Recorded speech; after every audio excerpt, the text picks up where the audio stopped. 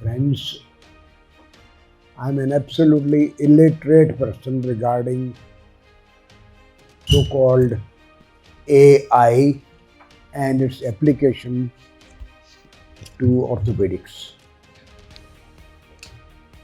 It's certainly fascinating to see the journey of AI in different fields. AI in the air, and look at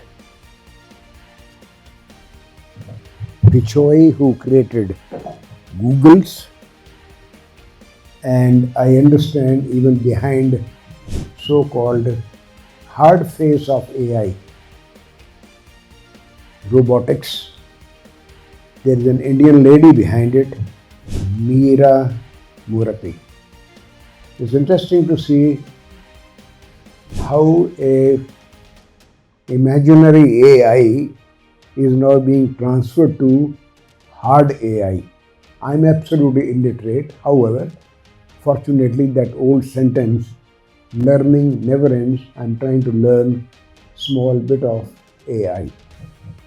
Despite all the advances, I wish all orthopedic surgeons, the present, the future, they are in front of me. I feel humble that I'm standing in a place, I'm standing in an aura about which I do not know anything.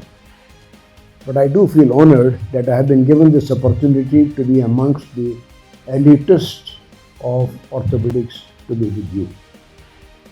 Despite all the facilities, we should never give up your feet on the ground.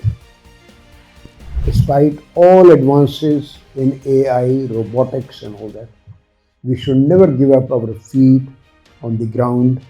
And if you keep the feet on the ground, let us use these technologies to optimize our performance. Optimize as a human being, optimize as a medical doctor, optimize as an operator. If you don't lose your feet on the ground, you will never fall.